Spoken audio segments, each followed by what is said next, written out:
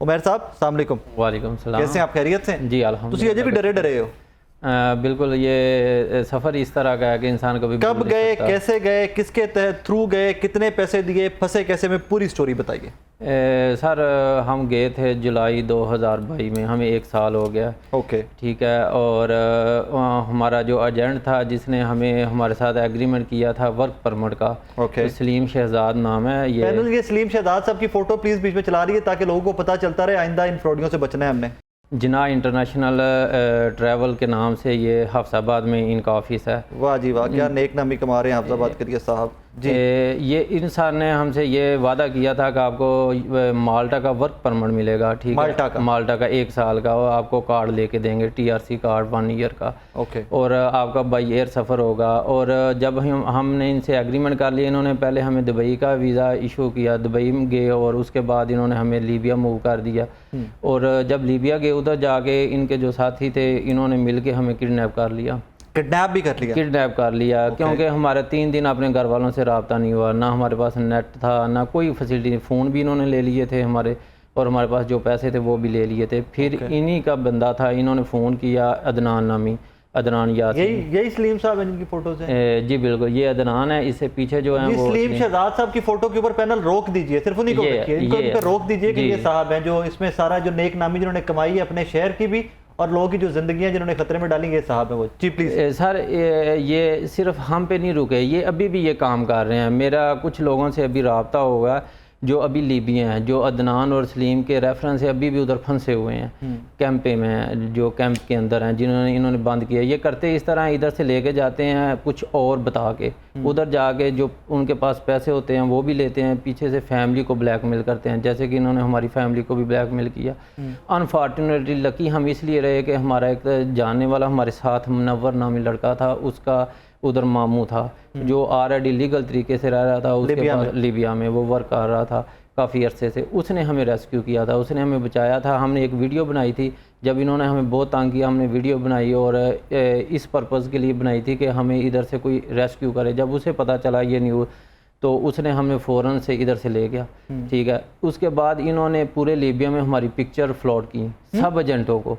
ठीक है ना, जितने भी उधर लोग ये धंधा कर रहे हैं, इंसानी स्मगलिंग कर रहे हैं, उनको कहा ये लोग हमें मिलें, जितने आप पैसे कहोगे हम देंगे। हमारे पास इसके एविडेंस हैं, हमारे पास इसके बंदे वापस पकड़वाने के लिए, दोबारा बिल्कुल पकड़वाने के लिए इन्होंने हम से, और इसके लिए उन्होंने $5000 तक हमारी कीमत लगाई थी। क्योंकि उधर चल इस तरह कानून तो है नहीं, लीबिया में कोई हुकूमत है नहीं। उधर होता ये है कि अगर किसी ने ख़रीदा तो उसने आगे सेल करना है। किसी ने $1000 का बंदा ख़रीदा, 2000 में वो सेल करेगा। इंसान ख़रीदा है कि जानवर ख़रीदे हैं कुर्बानी के लिए, कि ख़रीदा है और आगे बेचना है? सर, इंसान, वो जानवरों के भी हुकूक नहीं देते इंसानों को। आप इस तरह कर रहे हैं। कुछ हमारे पास फ़ोन नहीं थे, हमारे सामने उन्होंने एक लड़के को इतना मारा था कि हमें नहीं पता वो बचा होगा या नहीं बचा होगा।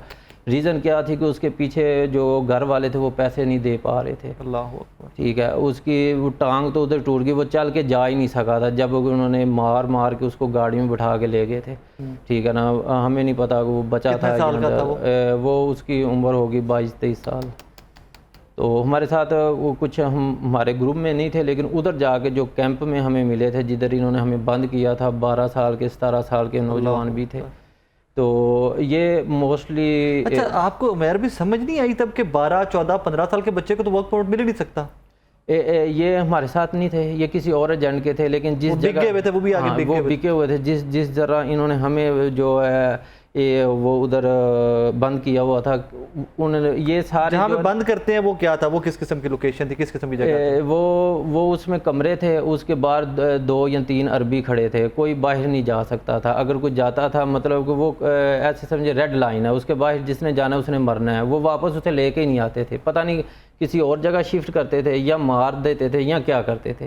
ठीक है ना, क्योंकि 2-3 लोग जो थे हमारे से पहले जो थे वो उन्होंने भागने की कोशिश की, उधर से निकलने की कोशिश की, तो उन्होंने पकड़ के। मतलब है आपका वापस आना तो मुझ्ज़ा है। बिल्कुल ऐसे ही है। आप वहाँ गए भी हैं, वहाँ पर रहे भी और वापस पाकिस्तान भी खैर खैरियत? बिल्कुल। इसी सेंस में आपको मैं बताता चलूँ कि उधर आउटपास बनाना बड़ा मुश्किल था। ठीक है। ये कुछ मुल्कों की पॉलिसी है, रशिया की भी इस तरह की पॉलिसी है, वहाँ जाने के लिए भी वीज़ा चाहिए, वहाँ से एग्जिट लेने के लिए भी अप्रूवल चाहिए। और इसमें इशू सबसे ज़्यादा था कि हम वैसे तक पहुँच नहीं सकते थे रास्ते में। जैसे कि अभी हम लाहौर से गुजरांवाला जाना है तो 2-3 चेक पोस्टें अगर आती हैं तो उधर भी आपको कोई पकड़ के ले जा सकता है, वहाँ से भी जेल में या आगे जेल में या कहीं भी आपको ले जा सकता है। कितने लोग और थे हमारे साथ?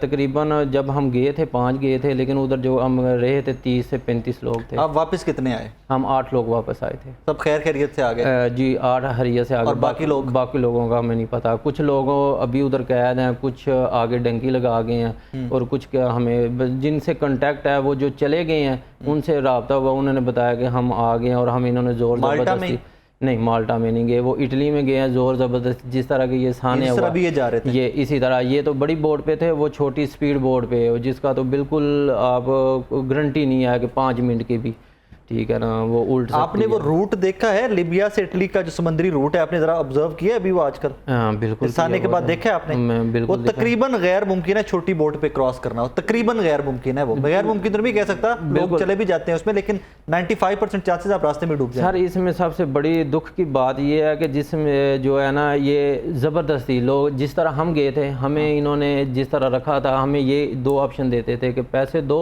हम आपको ये शिप के थ्रू डंकी लगवाते हैं, हम आपको इधर भेजते हैं, हमने इटली भेजते हैं, लेकिन यहाँ से माल्टा का यहाँ से माल्टा का कह के लेके गए थे, लेकिन हमने इस चीज़ पे एक्सेप्ट नहीं किया, क्योंकि हमें ये रास्ता ना हमारे वालिदैन ने इजाज़त दी थी, ना हमारा दिल इजाज़त देता था। आपकी तालीम कितनी है? मैंने MSc की हुई है कंप्यूटर साइंस। कित्थों? Agriculture university. पिंड दी किसी स्कूल तो कीती अज?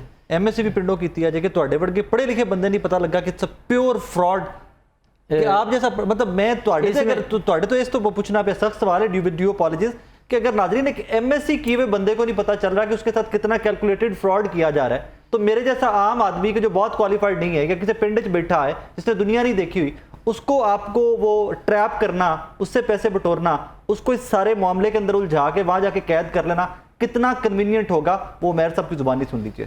सर इसमें बात यह है कि मैं इनसे 3 मुलाकात की थी, सलीम शहजाद साहब थे, इन्होंने हर तरह की मुझे गारंटी दी थी, कस्में लिखवाया था, एफिडेविट दिया था इनसे एफिडेविट नहीं लिया था, लेकिन एक जानने वाला था वो गारंटर, एज ए गारंटर इसमें शामिल हुआ था कि मैं गारंटी देता हूँ अगर इस तरह का कोई हैपन हुआ तो मैं इसका जो है ना आपको पूरा करूँगा, नुकसान का जिम्मेदार, फाइनेंशियल नुकसान का, पैसों का, बिल्कुल, अल्लाह ना करे, अल्लाह कभी ना करे, अल्लाह जो गए हैं बाकी सब कोई महफूज तरीके से पहुंचाए मंजिल पे, अगर आपकी जान को कुछ हो जाता तो उसकी कोई गारंटी नहीं थी। लेकिन इसमें सबसे बड़ी मैं अपनी गलती ये समझता हूँ कि एक तो उसने मुझे बताया नहीं था कि आपका रूट ये है, उसने हमें जो बताया था, उसने कहा था कि आपको पाकिस्तान से ले दुबई और दुबई से आपको माल्टा लेके जाएंगे, लीबिया का उसने हमें बताया ही नहीं था, लीबिया का उसने दुबई जाके हमें बताया था कि उधर स्टे है, लीबिया का ये भी नहीं बताया था कि आपने इधर रहना, ये इधर ट्रांजिट है, वहाँ पे कुछ देर रुकेंगे और आगे चलेंगे, बिल्कुल ट्रांजिट है, ये उसने बात की थी। और जब हम उधर गए हैं उधर से पकड़े गए,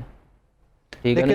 ये तो 8 लोग हैं जो एक्सेप्शन जो वापस आ गए, बिल्कुल। बाकियों के बारे में कुछ बाद में अपडेट आया आपको, उसको इन्फॉर्मेशन आई? 2-3 लोगों से हुई है जो पहुंच गए हैं, जो अभी लीबिया में, उनसे नहीं हमारा राब्ता हो सका। आप पाकिस्तान आए तो FIA को रिपोर्ट किया आपने? बिल्कुल किया, हमने आने से पहले ही किया था, लेकिन नहीं, तब आपके इंसाफ ने किसी ने कांटेक्ट किया था मेरे से और मैंने तब कहा था कि मुझे डिटेल दे, मैं FIA को इन्वॉल्व करूं, मुझे इन्होंने रोक दिया था FIA के लिए। उसमें रीज़न थी, मैं आपको बता देता हूँ, ये बिल्कुल आपसे हमारी, आपने हमें फ़ोन भी किया था, ठीक है ना, आपने कहा था कि आप मुझे डिटेल दें, मैं आपको जो है ना हेल्प आउट कर सकता हूँ जितनी, लेकिन उसमें ये था कि ये हमें पुश करते थे। जब हमारे पास, मैं अभी आपको अगर ऑडियो आप चला सकते हैं चलाएं, मैं आपको देता हूँ, इन्होंने जब हमारी बोली लगवा दी थी ना, जी पंजाबी में कहते हैं रेट लगवा दिया था कि इतने पैसे दो और हम बंदे जो ऑडियो है आपके पास? वो ऑडियो हमारे पास है।